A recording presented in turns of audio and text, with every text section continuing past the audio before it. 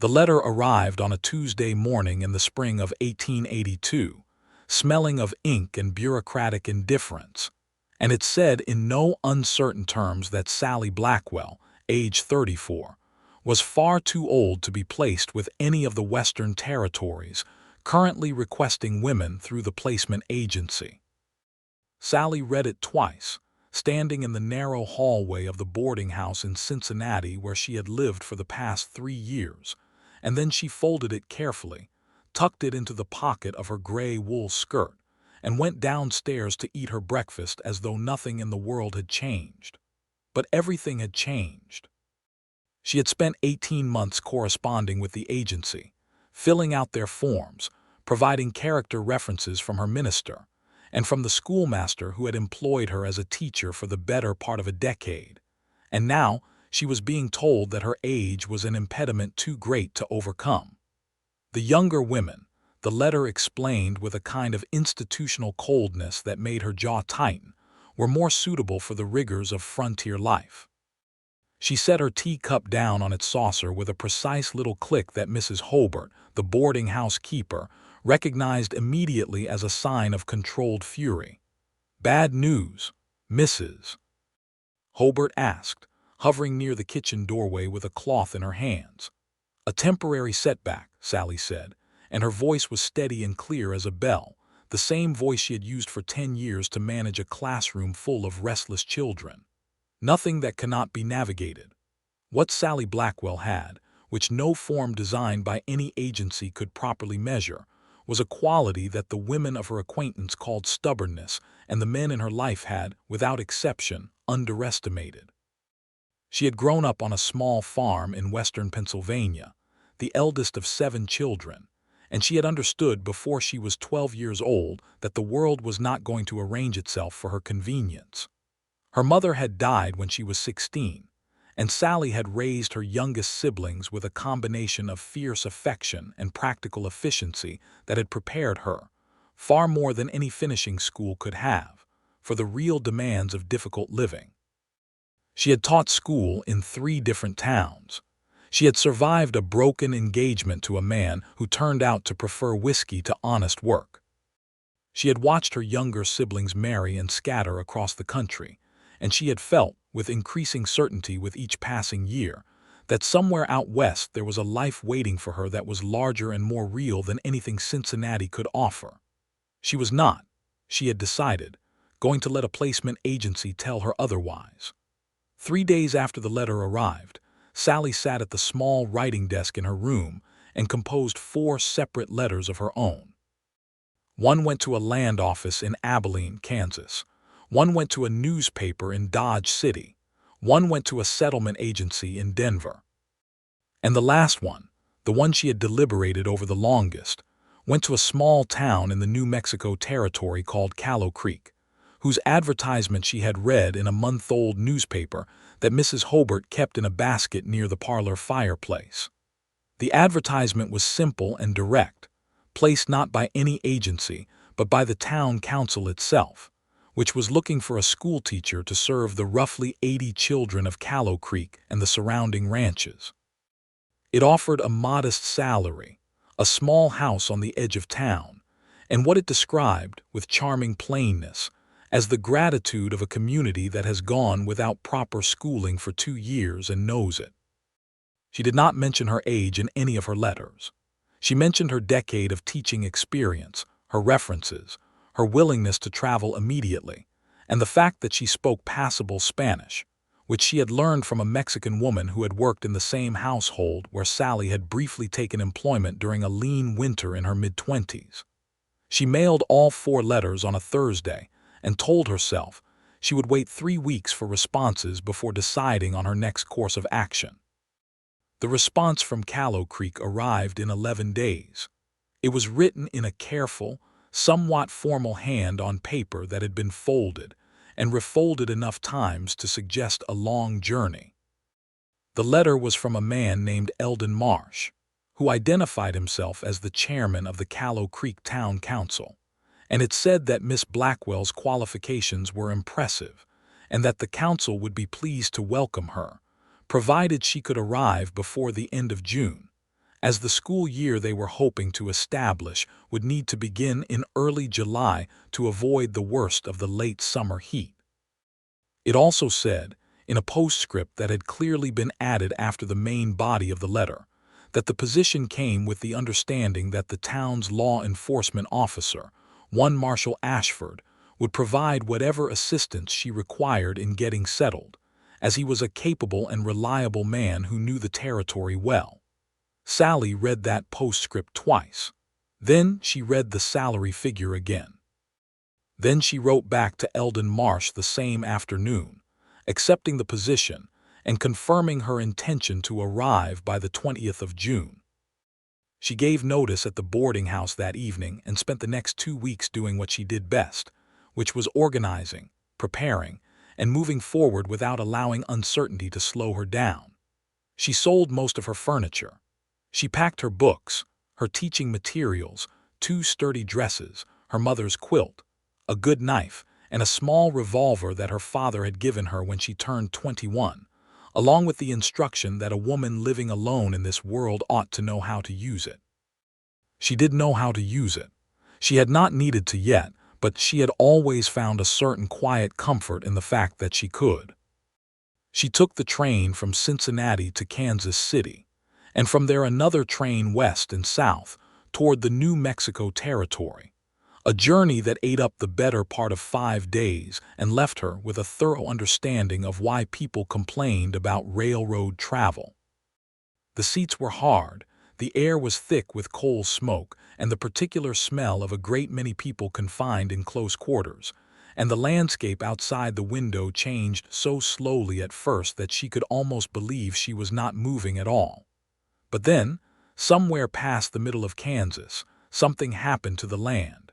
It opened up. The sky became enormous, more sky than she had ever seen in her life, blue and vast and lit with a quality of light that was entirely different from the light back east, sharper and cleaner, falling on a land that was red and gold and brown, and utterly unlike anything she had grown up knowing. Sallie pressed her face close to the window and felt something shift inside her chest, something that she could only have described as recognition, as though she had been looking at the same 4 walls her whole life and someone had finally opened a door. The final leg of the journey from the nearest rail stop to Callow Creek was accomplished in a wagon driven by a deeply tanned man named Hector, who turned out to be the owner of the only dry goods store in town, and who had come to collect a shipment of supplies on the same day Sallie arrived.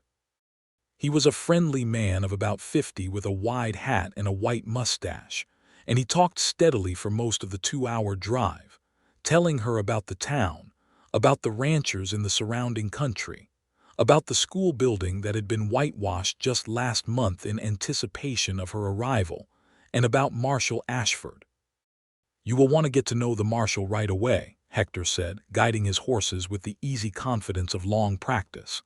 "He is a serious man, not unfriendly, but he does not say much unless he has something to say. Came out here about 4 years back from Texas. Good man with a rifle, better with people than he lets on. He keeps this town honest, which is not a small thing out here, Miss Blackwell. We have had our share of trouble." "What kind of trouble?" Sallie asked. "The usual kind," Hector said, with a tone that suggested the usual kind was substantial. "Cattle disputes, men from the ranches who drink too much on Saturday nights. There was a bad situation last fall with some men out of Arizona who were helping themselves to other people's livestock and not being shy about it. The marshal handled it. He always handles it." He paused, then added, "He is a fair man. Fair with the ranchers and fair with the Mexican families and fair with the Navajo people who come through. Not everyone out here is fair, Miss Blackwell. I want you to understand that, but he is." Sallie filed this information away carefully. She had learned over the years that the way people spoke about a man in his absence told you more about his character than almost anything else. They came over a low ridge as the afternoon sun was beginning to tilt toward evening, and there below them was Callow Creek, strung along a shallow river valley like beads on a string, a main street with perhaps a dozen buildings, a church steeple catching the light, a scattering of houses and outbuildings spreading back from the central street. Behind the town, the land rose into low hills that glowed in the late sun with colors Sallie had no names for yet, deep copper and pale gold, and a dusty rose that made her think of the inside of a seashell.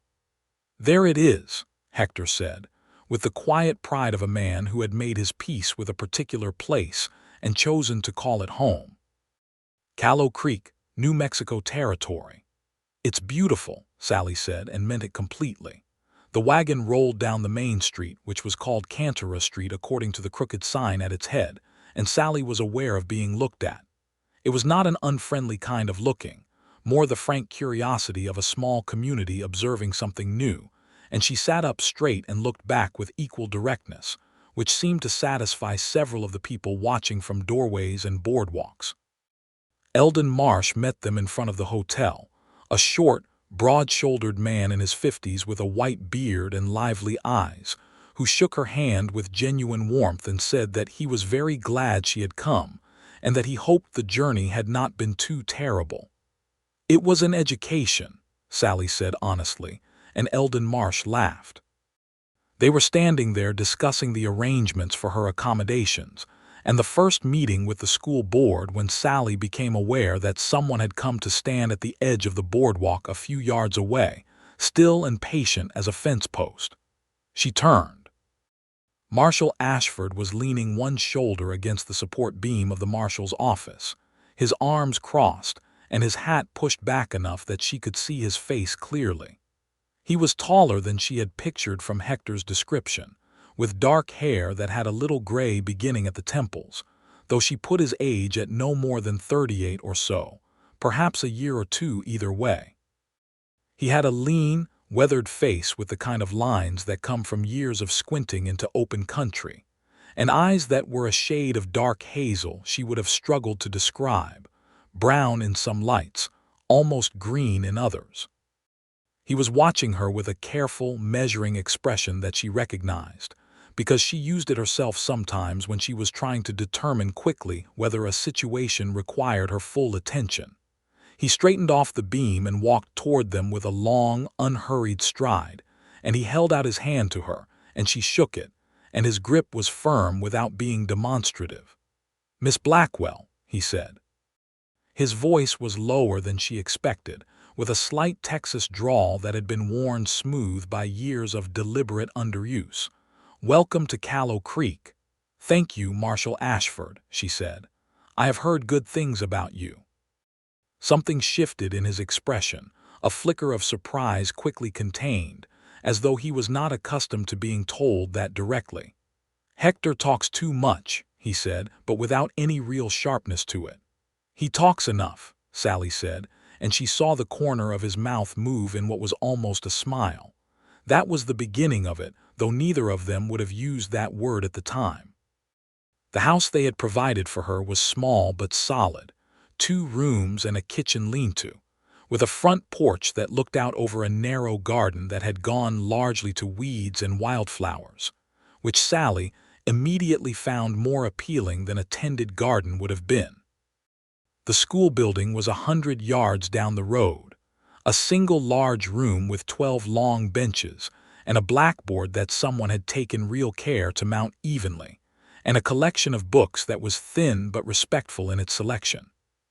Sallie spent her first evening in Callow Creek sitting on her porch with a cup of coffee, listening to the sounds of the town settling into night, the horses in the stable nearby, the distant bark of a dog, the low murmur of voices from the cantina at the far end of Cantora Street, the wind moving through the cottonwood trees along the creek itself, and she felt something she had not felt in a long time, which was the sense that she was exactly where she was supposed to be. She began teaching the second week of July, and the classroom filled up faster than anyone had predicted. On the first morning, she counted 31 children ranging in age from 5 to 15, an assortment of ranch children, merchant children, children from the Mexican families who farmed along the creek, and 2 children from a Navajo family who had recently settled on the edge of town. Sallie looked out at all those faces and felt the particular kind of joy that had always been, for her, inseparable from teaching. She set rules on the first day and enforced them calmly and without exception, which won her the respect of the older children within the first week. She learned every child's name and something personal about each one of them within the first 3 days, which won her the affection of nearly all of them within the first 2 weeks. She taught reading and arithmetic and geography, and on Fridays, she told them history stories that she turned into something closer to theater, acting out the parts with enough dramatic commitment to make even the most skeptical 15-year-old lean forward on the bench with attention. Word traveled, as it does in small communities, and within a month it was common knowledge around Callow Creek and the surrounding ranches that the new schoolteacher was something altogether different from what anyone had expected. Parents who had been vaguely skeptical of the whole enterprise found themselves listening to their children talk about school at dinner with something that sounded very much like enthusiasm. A rancher named Dent Colburn, who ran the largest operation in the valley and who had a reputation for dismissing anything he had not himself initiated, told Eldon Marsh at the general store one morning that his boy Thomas had actually asked to go to school on a Saturday, which, he said, was a thing he would not have believed possible before July.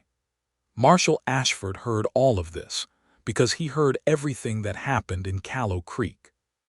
It was both the advantage and the occasional burden of his position. He had been the law in this territory for 4 years, and in that time he had come to know the rhythms and characters of the community, the way a doctor comes to know the bodies of his patients, thoroughly, and with a clear-eyed understanding of both strengths and vulnerabilities. He was 36 years old, and he had spent the previous 12 years of his life working in law enforcement in various capacities across Texas, and then here in New Mexico. And it had not been a life that left much room for the kind of permanence that other men seem to accumulate naturally. He had a good horse and a sound reputation, and a room above the marshal's office that was tidy and functional and entirely without warmth. He did not, on the whole, spend much time thinking about this. He was a man who had learned to be content with what was in front of him, and what was in front of him on any given day was usually enough to occupy his full attention. But Sallie Blackwell occupied a certain amount of his attention in spite of himself. It began practically. Eldon Marsh had asked him to look in on her occasionally and make sure she did not need anything, which was a reasonable request for a woman newly arrived in a remote territory, and Marshall took reasonable requests seriously. He stopped by the school one morning in the middle of July on the pretense of checking whether the lock on the door needed attention, which it did not, and found her at the blackboard writing out multiplication tables in a hand so neat, and even it looked like typeset print, with 30 children copying silently behind her, all of them focused in a way that he had rarely seen children focused on anything. She noticed him at the door and acknowledged him with a nod without stopping what she was doing, and he had the distinct sense that she was a person who understood exactly what was important and did not allow herself to be distracted from it, and he found this, without quite knowing why, deeply appealing. He came back 3 days later with a legitimate reason, which was that one of the ranch families whose children attended her school had reported an unfamiliar group of men camping along the eastern road, and he wanted to make sure she was aware and cautious.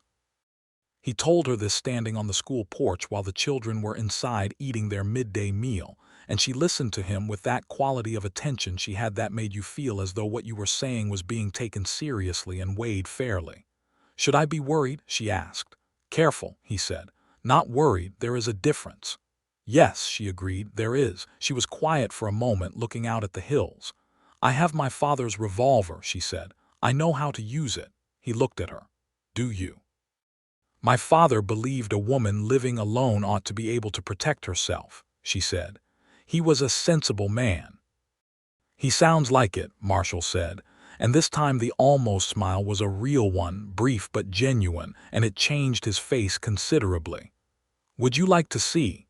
she said, with a directness that he suspected most people found startling. She produced a Smith & Wesson Model 3 from the pocket of her skirt, checked that it was unloaded with the casual efficiency of someone who handled firearms regularly, aimed at a fence post 20 yards away, and he understood without her needing to say another word that yes, she could shoot. "I will not worry about you," he said, which was not quite true, but the direction in which the truth lay was not something he was prepared to examine just yet. They developed, over the following weeks, a kind of friendship that grew so naturally it was almost hard to pinpoint when it became something they both counted on. He began stopping by the school in the late afternoons after the children had gone home, ostensibly for practical reasons that became, with each passing week, slightly more transparent. She began keeping coffee hot after the school day ended, also ostensibly for no particular reason. They talked, standing or sitting on the school porch, and the conversations ranged from the practical to the genuinely interesting, from the state of the territory's roads to the books she was having ordered from a supplier in Santa Fe. From the particular challenges of teaching arithmetic to a 15-year-old, who had spent his whole life in the saddle, to the question of whether the new territorial governor was going to be any better than the last one at addressing the land disputes that were quietly poisoning the relationship between the large ranchers and the smaller Mexican farming families along the creek. This last topic was one they returned to often, because it was one that both of them cared about and thought about seriously. Sallie had come to know many of the Mexican families through their children, and she had heard enough about the pressure being applied to their land claims to understand that the situation was both unjust and fragile. Marshall had been navigating the same situation from the law enforcement side, which meant watching things that were wrong and being limited in how much he could directly address because the law as currently written was not protecting the people who most needed protection. "It is the oldest story," Sallie said one evening in late August, sitting on the school porch steps while the sun went down behind the hills and turned the sky above them into something spectacular and temporary. "The people with power rewrite the rules to favor themselves and call it civilization." "Yes," Marshall said. He was sitting beside her on the steps, which was slightly closer than he had been sitting at the beginning of summer, though he could not have said exactly when or how that change had occurred. "Doesn't make it easier to watch." "No," she agreed. "What would help most right now?" "Documentation," he said without hesitating. "Half of these families have been here for 3 generations and cannot prove it in terms that the territorial court accepts. If someone helped them document what they have and get it properly recorded, I can do that," she said immediately. He turned to look at her. "Sallie, I have neat handwriting," she said practically. "I can draft documents and I understand what is legally required. I spent 2 months after my engagement ended helping a lawyer in Pittsburgh sort out estate records. It is not so different." She said the thing about the engagement so naturally, folded into a practical observation, that it took him a moment to register that she had said it at all. He had not known about an engagement. He found, somewhat to his own surprise, that he minded the idea of it, the vague retrospective shape of some other man who had had her attention and let it go. "What happened to the engagement?" he asked, which was more direct than he normally was about personal matters. She glanced at him with a slight expression of amusement, as though she had noted this departure from his usual reticence. "He preferred whiskey," she said simply. "I preferred someone reliable." That seems straightforward enough. Most things are when you decide to look at them honestly. They were quiet for a moment, watching the last of the sunset. An owl called from the cottonwoods along the creek, low and round as a bell. "I will introduce you to the Vega family," Marshall said. "They are the ones most at risk from the current disputes. Miguel Vega is a proud man and he may not take easily to accepting help, but if you approach it the right way—" "I can approach things the right way," she said. "Yes," he said, "I know you can." This, she thought later, walking home through the warm evening, was the thing about Marshall Ashford that she had not expected and could not stop thinking about.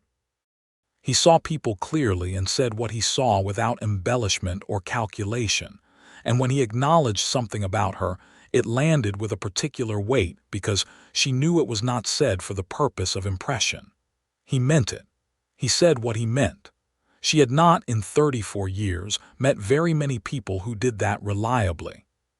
She began working with the Vega family and 3 other families with contested land claims in the early evenings after she finished at the school, sitting at their kitchen tables with her ink and paper and her careful hand, listening to their histories, and helping them translate those histories into the specific, documented form that the territorial records required. Miguel Vega was, as Marshall had predicted, initially resistant, his pride operating on the quite reasonable principle that he should not have to prove to anyone what his family had held and worked for 70 years. But Sallie had learned over the course of a decade, spent with children, that pride was best worked with, not against, and she approached him as an equal, asking for the honor of helping with something important. And within 2 evenings, they had developed a working relationship built on mutual respect that she found both professionally satisfying and personally meaningful. Marshall came with her to the first meeting at the Vega place, riding out together in the early evening, and she noticed on that ride that he was different on horseback than he was in town. Something about the openness of the country seemed to release in him a quality that was usually held in check by the responsibilities of his position, a kind of ease and pleasure in the landscape that she found unexpectedly moving, as though she was seeing something that not many people were shown. "You love it out here," she said. They were riding along the creek, the water low and clear in the late summer, willows trailing their branches in it and catching the evening light. "I do," he said, without qualification or deflection, and looked at her with those hazel eyes that she had spent some entirely unprofessional amount of time thinking about. "Do you?" "More every day," she said honestly. "Good," he said, and she thought she heard something in that word that was more personal than a general approval of her satisfaction with the territory. September came in golden and warm, and with it a series of events that clarified several things at once. The first was that Callow Creek was, genuinely, beginning to thrive in a new way. Enrollment at the school was up to 43 students. Sallie had organized a small lending library from her own books, and from donations she had solicited from every person she had met in town, and it occupied 2 shelves at the back of the classroom and was used by adults as well as children. She had also, somewhat to her own surprise, become a kind of informal mediator in a few community disputes, partly because people had discovered she was someone who listened carefully and spoke fairly, and partly because the women in town had begun to seek her out in ways that suggested they were finding in her a resource they had not previously had.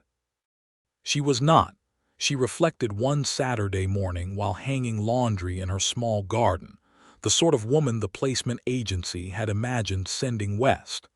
But she was, she thought with a satisfaction that she did not try to suppress, exactly the sort of woman that Callow Creek needed. The second thing that September clarified was the matter of the contested land claims. With Sallie's documentation and Marshall's formal filing with the Territorial Land Office in Santa Fe, the Vega family and 2 of the 3 other families received letters in September confirming the official recognition of their claims. The 3rd family's claim was still under review, but in much stronger legal standing than before. Miguel Vega came to the school on a Tuesday afternoon and presented Sallie with a painted ceramic pot that had belonged to his grandmother, and he did it with a gravity that told her he understood exactly what he was giving her, and she accepted it with the same gravity, and they shook hands, and it was one of the moments she filed away in the permanent category in her memory. Marshall told her about it that evening on the school porch. He had been the one to bring the letter from Santa Fe, and his satisfaction was quiet and real, the way a man looks when something he has worked toward for a long time has finally arrived in the right direction. "You made that possible," he said. "We made it possible," she corrected. "You went to their homes, you listened, You sat at their tables and took their history seriously. I provided the paperwork route. The paperwork route, she said with a small smile, was not nothing. No, he agreed, but the human part was harder and you did it. He was watching her with an expression she had been noticing more often lately, a kind of steady, open attention that was different from the careful measuring look of their first meeting. She was aware, in a way that was becoming increasingly difficult to simply note and set aside, that Marshall Ashford looked at her the way people look at things they value very much and are still in the process of working out how to say so. She was also aware, with equal and less comfortable clarity, that she looked at him the same way. The catalyst, when it came, arrived in the predictable form of someone else's crisis. A woman named Frances Odom, the wife of a rancher who ran a modest spread about 8 miles east of town, came riding into Callow Creek on a Thursday morning in early October in visible distress. Her husband had been injured badly when a horse threw him 3 days earlier and had been lying unconscious since, and she had 2 small children and no hands because the 2 ranch hands they employed had left at the end of summer, and she had been managing alone and was now, she said, at the end of what she could manage. Marshall organized help immediately, which was one of the things Sallie had observed about him, this capacity for quick, undemonstrative coordination in a crisis. He arranged for Doc Hennessy to ride out that afternoon. He found 2 men from town who were willing to go help with the ranch work for a few days. He made sure Frances had food for the journey back and company for the ride. And then he looked at Sallie, who was standing at the edge of the small group that had gathered outside his office, and he said, "Will you go with her? She needs someone steady." "Of course," Sallie said, and went to get her bag. She spent 3 days at the Odom Ranch, and they were 3 days that marked her in ways she had not fully anticipated.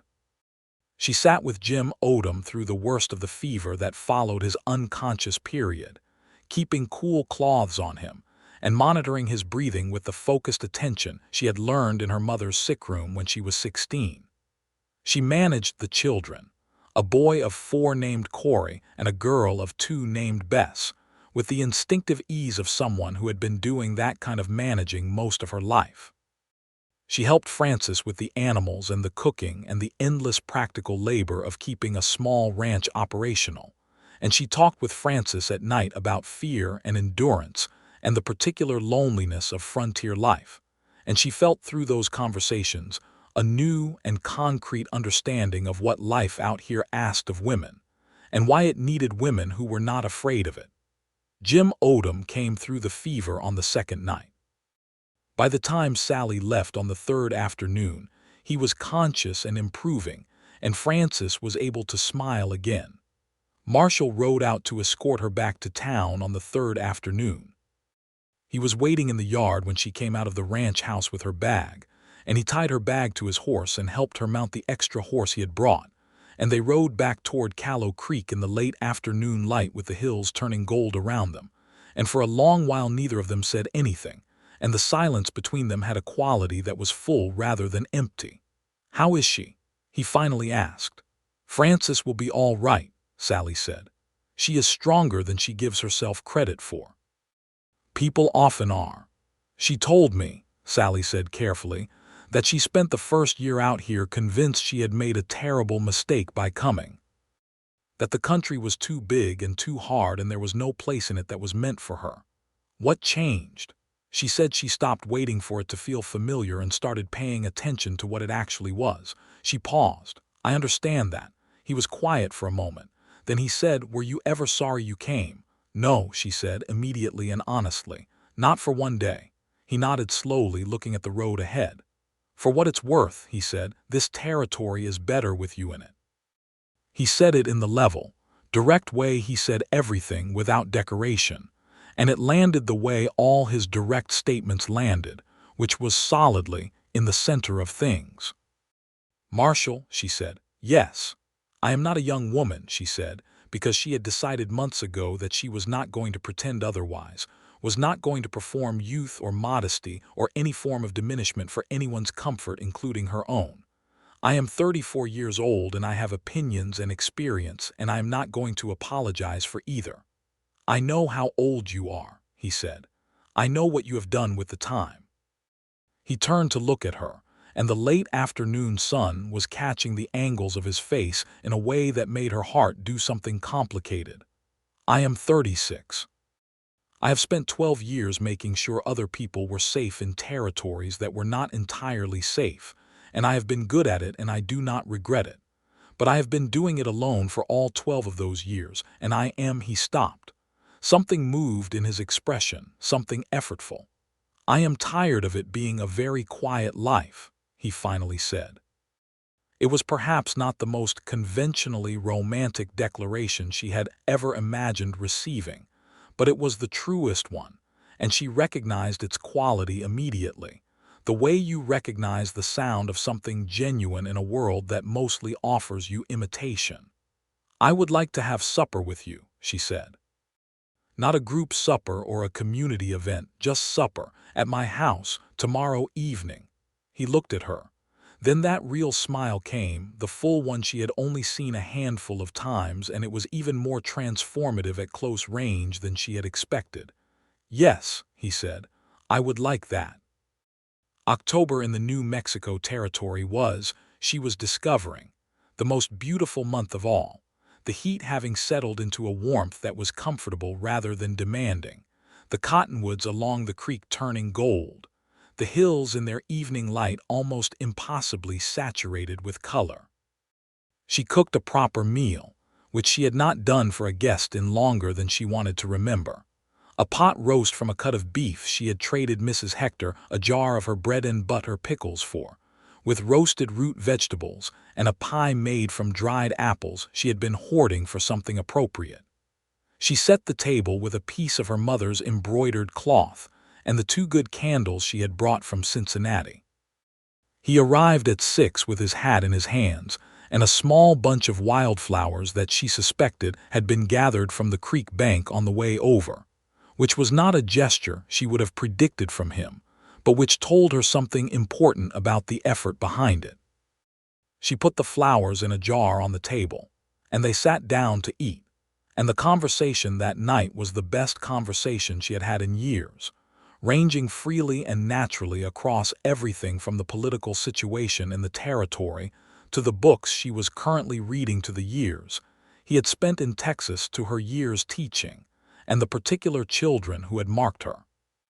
They talked about their families and the places they had come from, and what it meant to choose a life in a place that the rest of the country still regarded as unfinished. They talked until the candles were low and the food was long finished, and the night outside was full dark and rich with stars. He helped her clear the table, which she had not expected, and which she accepted without comment because it was offered naturally. Standing at the door when he left, he took her hand and held it for a moment, looking at her with that quality of full attention that she had come to understand was simply how he was with things he cared about, present and unhurried and genuine. "Thank you, Sallie," he said. "Come back Thursday," she said. "I will," he said, and he did.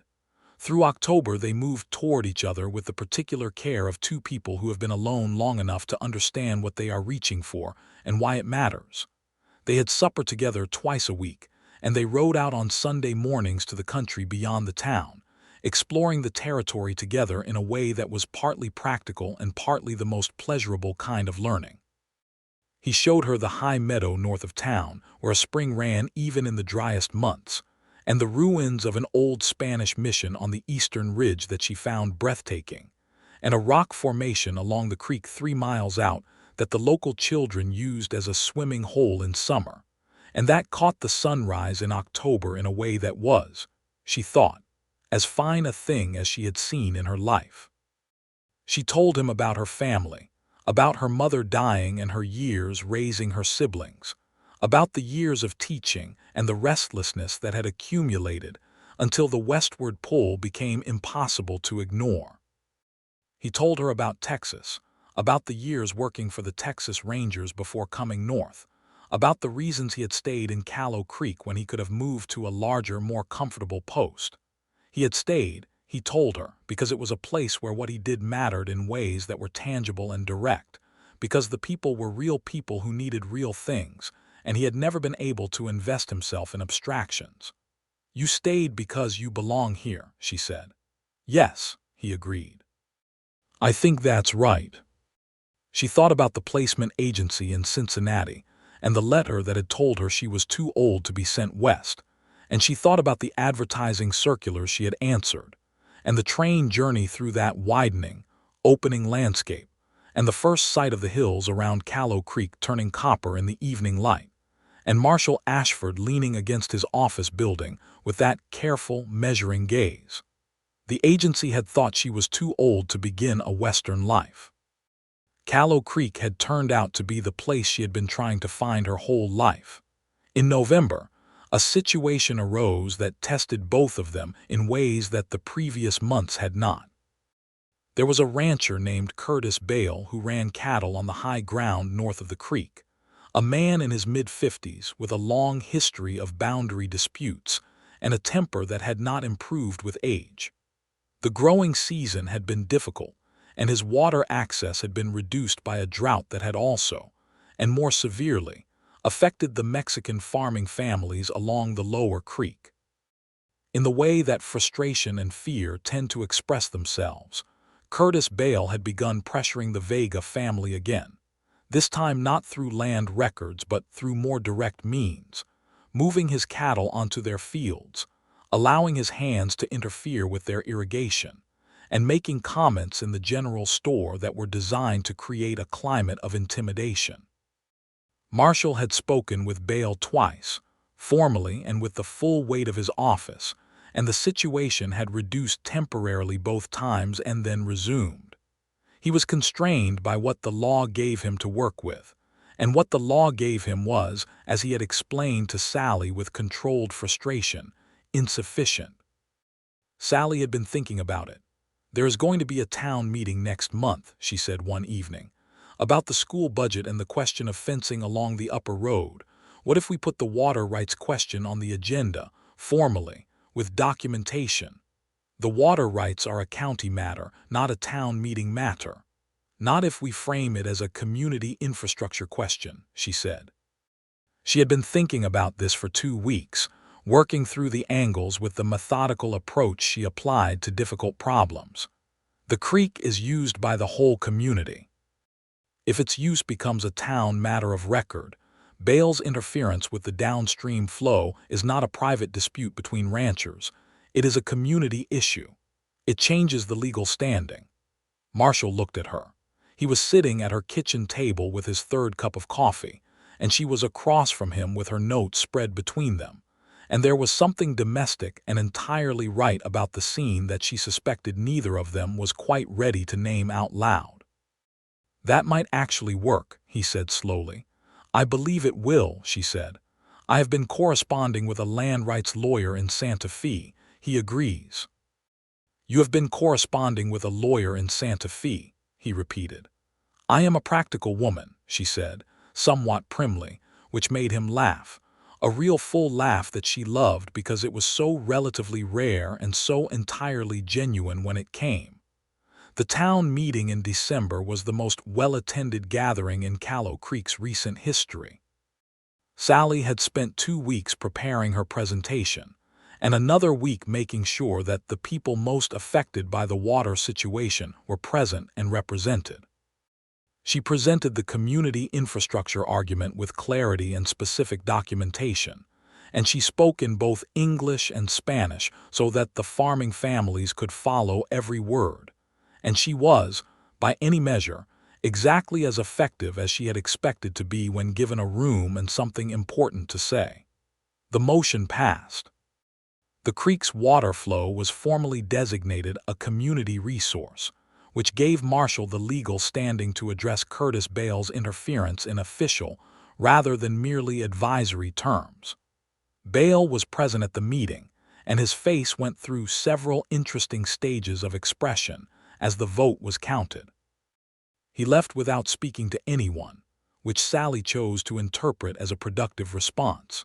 She caught Marshall's eye across the room after the vote, And what passed between them in that glance was a whole conversation, satisfaction and shared purpose, and something warmer than either. And she felt the particular happiness of a person who is doing important work with someone they trust and care about, and is beginning to understand how rare that combination actually is. He found her afterward in the small crowd at the back of the meeting room, where several people were shaking her hand and expressing their gratitude with varying degrees of eloquence, and when the group had thinned he was still there, leaning against the wall with his arms crossed, waiting. "You are very good at this," he said quietly, when they were more or less alone. "I told you I could approach things the right way," she said.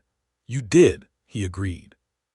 He straightened off the wall and moved toward her, and there was something different in his manner tonight, a decision having been made quality that she recognized from having seen it in herself.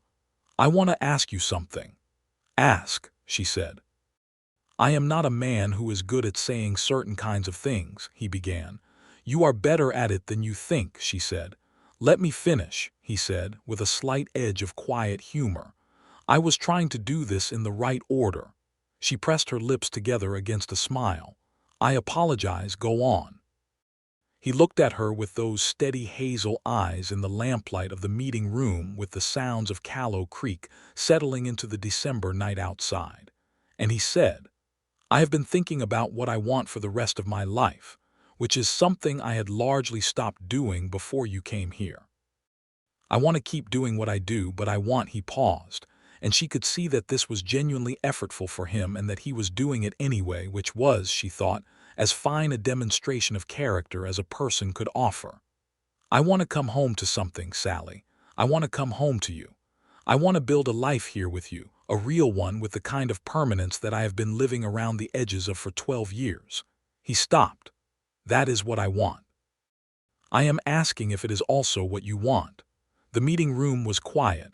Outside, a horse stamped in the hitching rail and the wind moved through the cottonwoods. "Yes," Sallie said. The word came from a place so certain and so deep that she did not need to consider it for a single moment. "It is exactly what I want." He crossed the remaining space between them and took her hands in both of his, and she looked up at him, and he bent down and kissed her, and it was a kiss that had 12 weeks of careful, accumulating feeling behind it, unhurried and absolutely certain. They were engaged by Christmas. The town of Callow Creek received this news with the kind of genuine collective pleasure that small communities generate when something good happens to two people they have come to regard as belonging to them. Eldon Marsh shook Marshall's hand at length and told Sallie that he had hoped, when he wrote that postscript in his letter about Marshall being a capable and reliable man, that she might see what he saw. Mrs. Hector, who had become one of Sallie's closest friends, wept productively and began organizing a party. Hector himself told Marshall in the dry goods store that it was about time, and that any man could see Miss Blackwell was a remarkable woman, and that he was lucky. "I know," Marshall said, with a simplicity and sincerity that caused Hector to nod in satisfaction. Sallie wrote to her siblings with the news and received letters back that ranged from delighted to disbelieving. Her youngest sister writing that she had always known the West was where Sallie belonged, and her brother in Ohio writing that he hoped she understood he would need to meet this man before he was fully satisfied, which Sallie read to Marshall, and which caused another of those full laughs that she collected and treasured. They were married in February of 1883 in the church on Cantora Street, on a clear cold morning with the mountains visible to the north, in a way they only were in winter, sharp and blue and distant and beautiful. Sallie wore a dress she had made herself from a deep blue wool that matched, she had privately decided, the color of the New Mexico winter sky. She carried a small bunch of dried wildflowers that she had pressed from the bouquet Marshall had brought her on that first supper evening in October, and she walked down the aisle with her head up and her eyes on him, and he was waiting for her at the front with the expression of a man who is seeing exactly what he hoped to see. The whole town was there.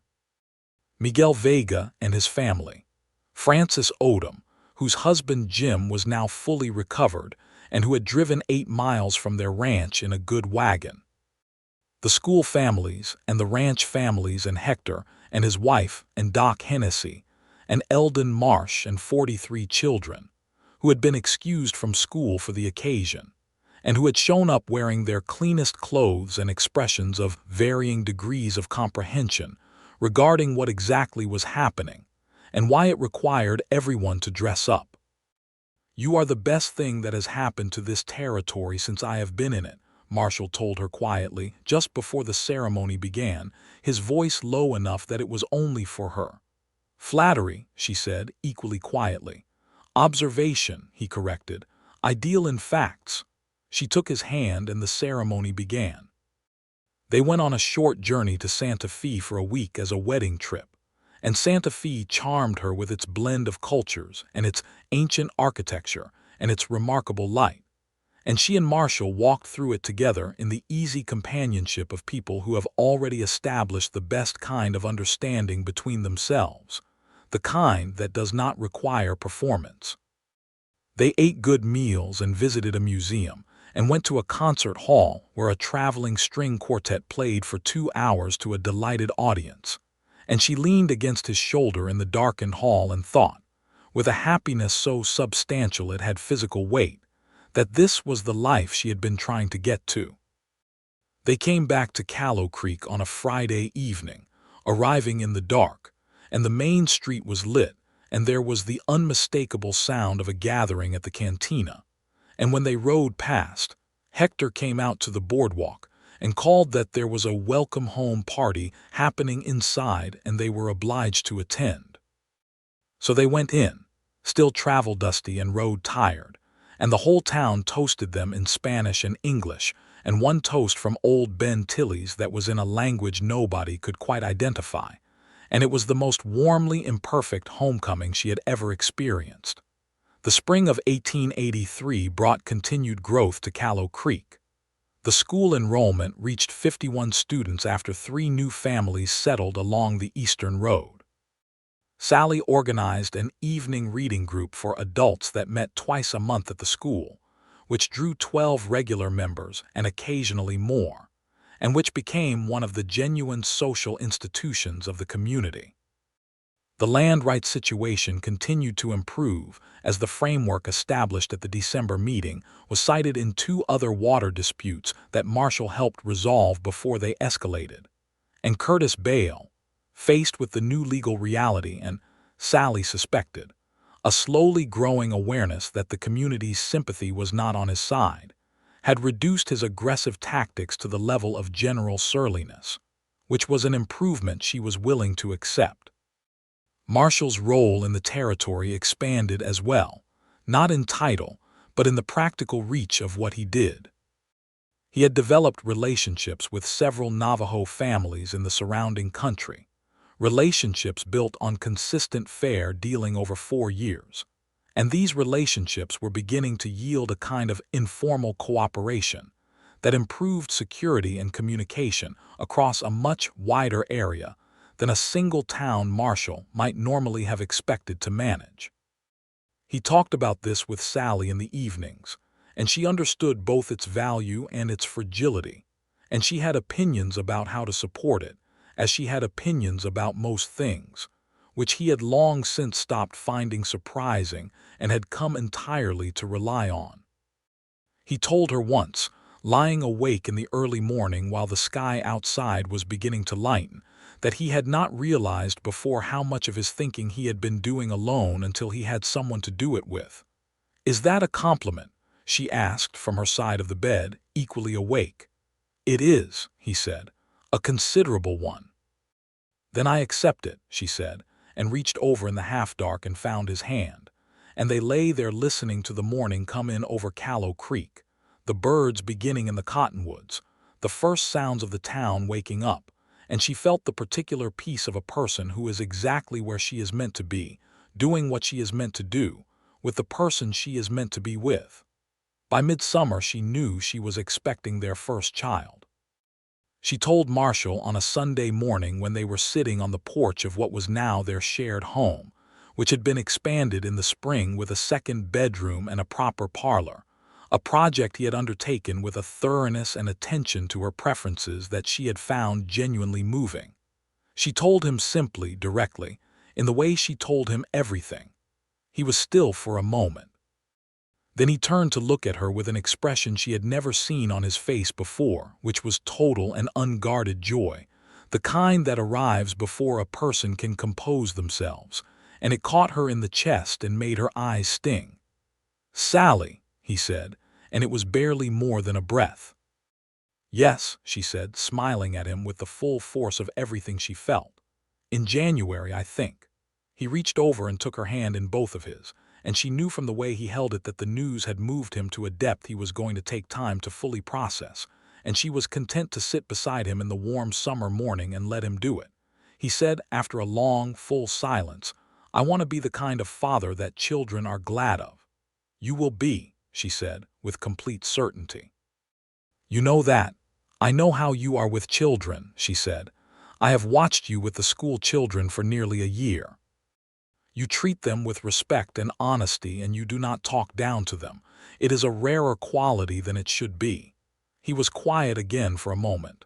"Your brother is still waiting to meet me," he said. "I will write to him today," she said, "and tell him he has a new reason to visit."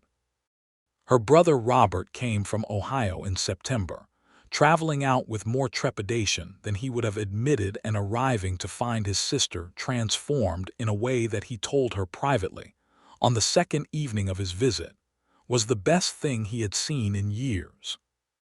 She was, he said, like herself, but more so, if that made any sense, and she understood perfectly well what he meant, and accepted the observation as the high compliment it was.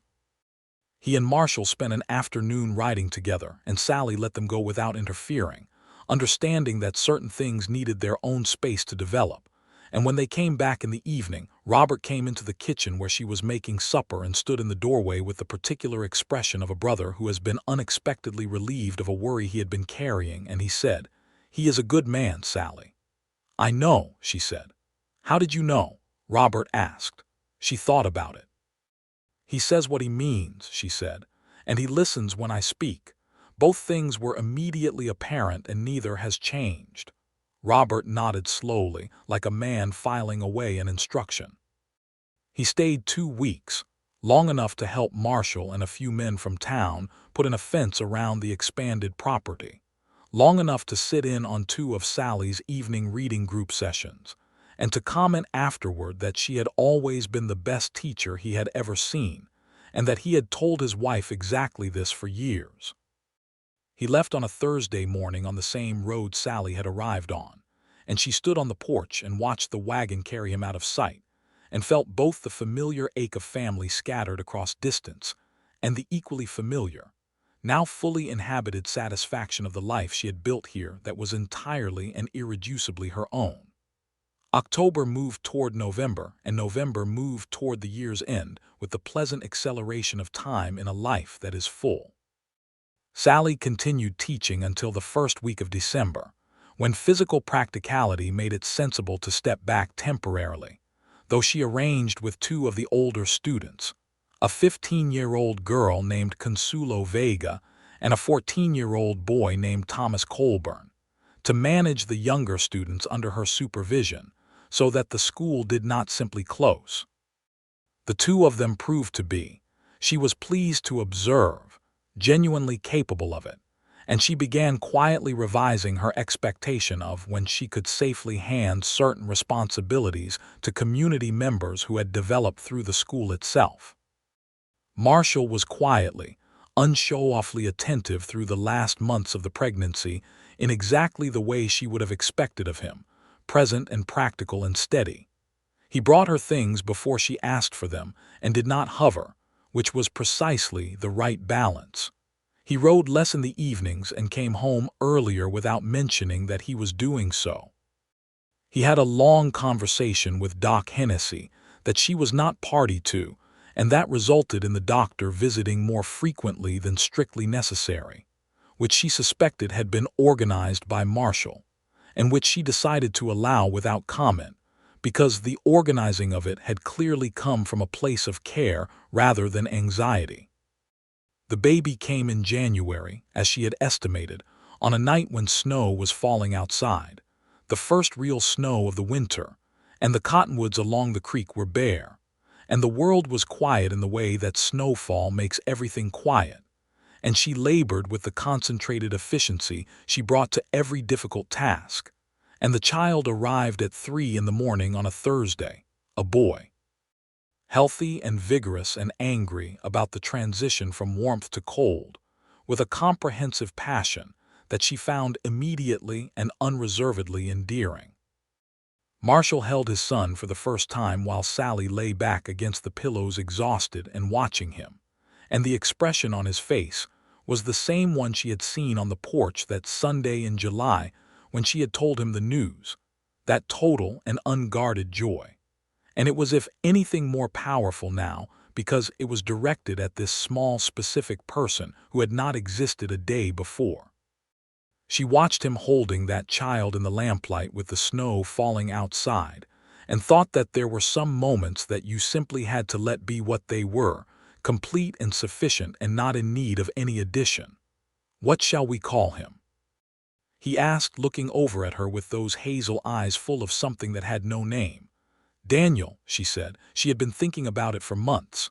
Daniel Robert Ashford, Robert for my brother. He looked at the baby. Daniel, he said, and the baby, as though recognizing the word, opened his eyes. Hello, Daniel. She watched him and felt the happiness settle into her like warmth settling into cold ground, permanent and slow and reaching everything. Callow Creek welcomed the baby with the same inclusive enthusiasm it brought to everything. And Sallie found herself navigating the excellent problem of too many people who wanted to cook her meals and tend the house while she recovered, a problem she solved with her usual practical directness by accepting help for 2 weeks and then thanking everyone warmly and returning to her own management of things. She was back at the school by March, with Daniel in a wooden cradle that Marshall had built over the winter, and that sat against the wall at the back of the classroom in easy view from her desk. She had wondered how the children would respond to this arrangement, and the answer turned out to be magnificently. The older children took quiet turns checking on the baby during recesses and arithmetic practice, and Daniel, who turned out to have a generally contented temperament, slept through the majority of most school days and became, somewhat to Sallie's amusement, the unofficial mascot of Callow Creek's educational establishment. The spring of 1884 brought several things that marked it as a turning point in the territory's story. The railroad, which had been extending its reach further into the New Mexico territory for several years, announced a route that would pass within 12 miles of Callow Creek, close enough to make the town accessible in a new way to goods and people, and the kind of commerce that came with both.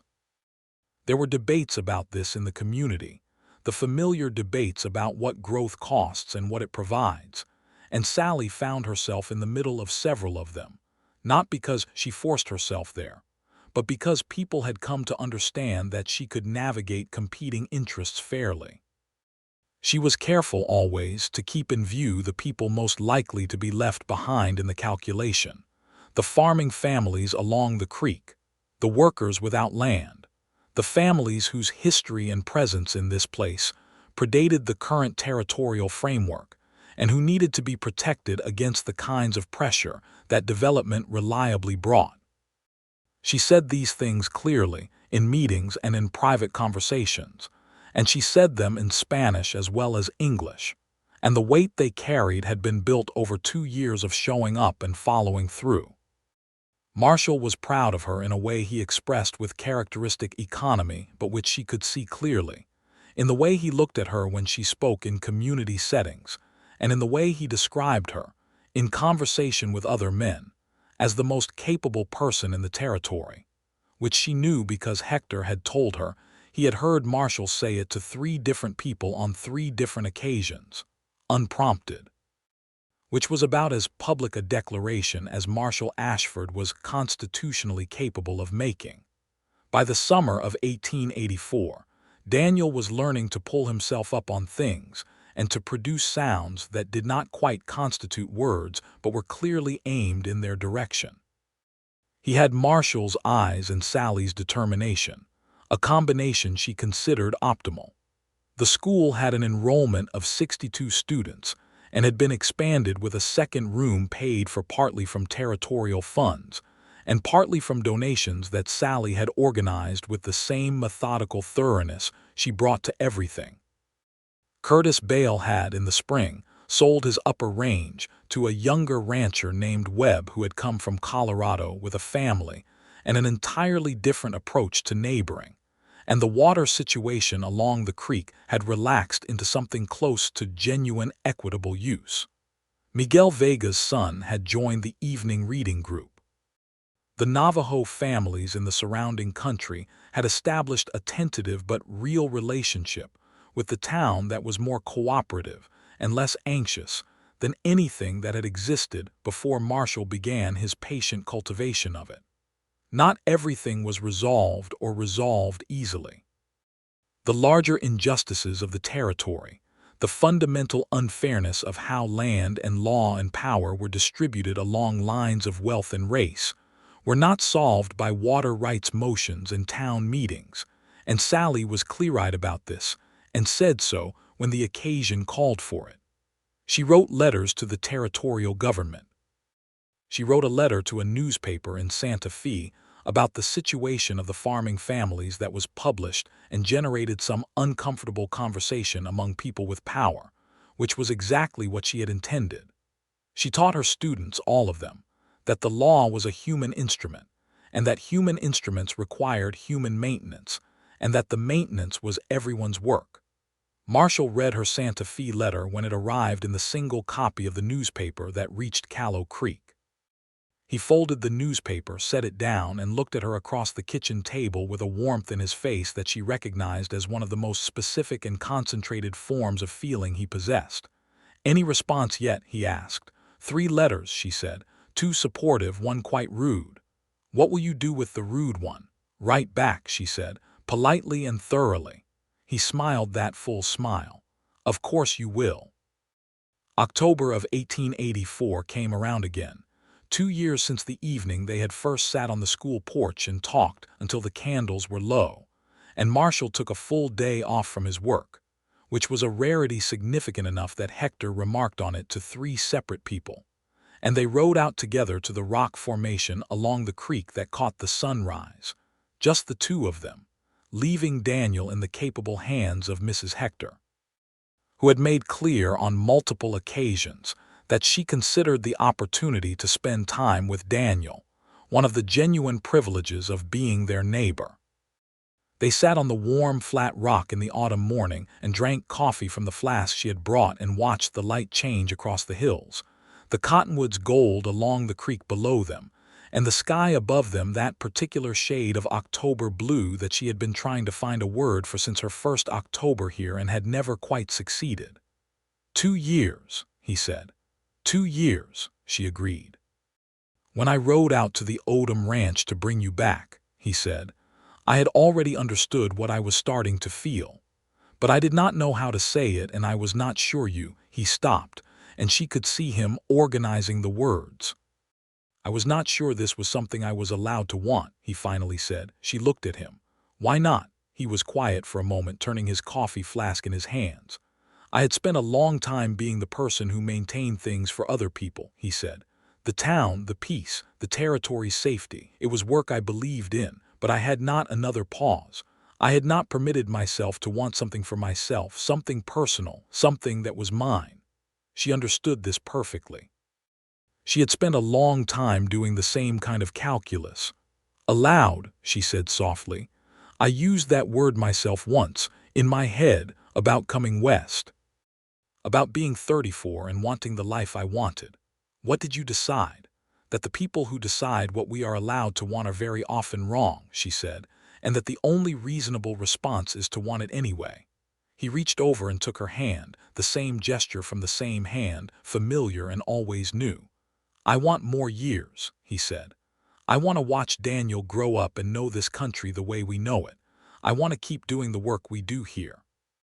I want you arguing with territorial newspapers and teaching children and making everyone in this town smarter and more decent than they would have been without you." He paused. "I want the rest of my life to be this life." She leaned her head against his shoulder and looked out at the gold and copper hills and the blue sky and the creek turning bright below them in the morning light. "Then that is what we will have," she said simply, because it was true, and because she was not in the habit of saying things that were not. The years that followed were not without their difficulties, because real life in any territory in 1884 was not without its difficulties, but the particular kind of difficulty that comes from being alone or purposeless or in the wrong place had left her life entirely and did not return. The railroad arrived. The town grew. The school grew with it, and within 5 years of Sallie's arrival, it had 3 teachers and a curriculum that was the model for 2 other territorial schools. The documentation work she had done with the farming families became a template that was used elsewhere in the territory by a young lawyer named Reyes who had heard about it in Santa Fe and had come to Callow Creek specifically to learn how it had been done. Marshall was offered a position as territorial marshal twice in those years, which would have been a significant increase in standing and salary, and would have required them to relocate to Santa Fe.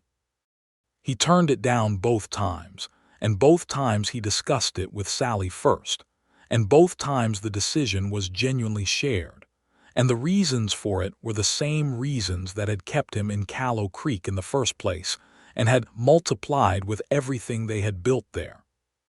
Daniel grew into a boy who had his mother's directness and his father's steadiness, and a particular quality of his own, a curiosity about everything and everyone, which led him to spend considerable portions of his childhood asking questions of every person in Callow Creek, willing to answer them, and accumulating a body of local knowledge. By the age of 8 that rivaled most adults. He was devoted to his father's horses and to his mother's books and to Consuelo Vega, 2 years his senior, who had remained at the school as a teacher's assistant, and was by the time Daniel was 5 one of the most competent young educators in the territory. Sallie was pregnant again in the spring of 1886, and this time she knew the rhythms of it and managed with the matter-of-fact efficiency of someone for whom the process was no longer entirely new. The second child was a girl, born in November of 1886, and they named her Clara Jane Ashford. Clara for the clarity that felt to both of them like one of the most important things a person could have, and Jane for Marshall's mother, who had died when he was 20 and whose practical intelligence he had described to Sallie one evening with a warmth that told her everything she needed to know about the relationship. Clara turned out to have Sallie's face and Marshall's eyes, and the combined stubbornness of both parents in a quantity that was formidable from the beginning. She laughed more readily than Daniel had and cried with equal freedom, and was from her earliest months the most emphatic communicator Sallie had ever encountered in an infant, which she found both trying and deeply admiring.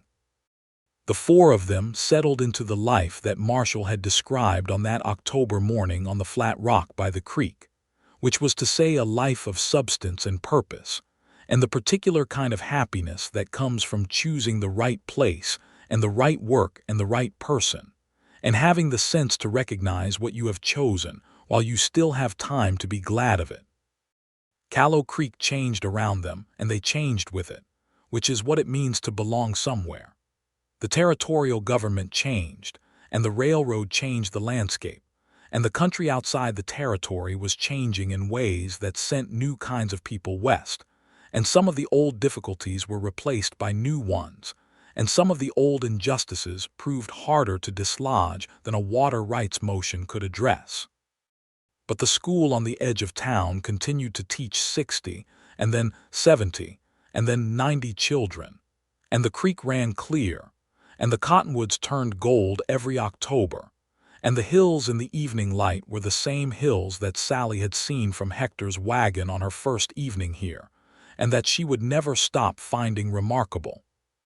One evening in the autumn of 1887, 5 years after she had arrived in Callow Creek, Sallie sat on the front porch in the cool air with a cup of tea, watching Daniel chase Clara around the yard with the patience and enthusiasm of a 7-year-old who has accepted the responsibilities of being an older sibling with genuine, if occasionally exhausted, grace. The light was going out of the sky in the particular slow way it did in October, the colors cycling through copper and rose, and finally settling into the deep blue-gray that meant the evening stars were about to appear. Marshall came out and stood behind her, resting his hands on her shoulders, and she reached up and covered one of his hands with hers without turning around. "Do you know what I was thinking about today?" she said. "Tell me," he said. "That letter," she said, "from the placement agency, the one that said I was too old." "Ah," he said. "I have been trying to decide if I am angry about it," she said, "or grateful." "Grateful," he said with genuine curiosity. "If the agency had placed me somewhere," she said, "it would have been somewhere their imagination reached to. Some expected place, with some expected arrangement." She was quiet for a moment, watching Clara tumble into Daniel in the yard and produce a shout of outrage followed by immediate laughter. "I would not be here," she said. He was quiet for a moment. Then he moved around the chair and crouched beside her so they were at eye level, and he looked at her with those steady, honest, entirely clear hazel eyes. "I have thought about that too," he said. "What it would have been if you had not come here. What this town would be. What I would be." He paused. "Eldon Marsh told me, before you arrived, that he was sending for a schoolteacher, and that she might be somewhat older than the agency's usual candidates. He seemed to think I needed to know this in advance."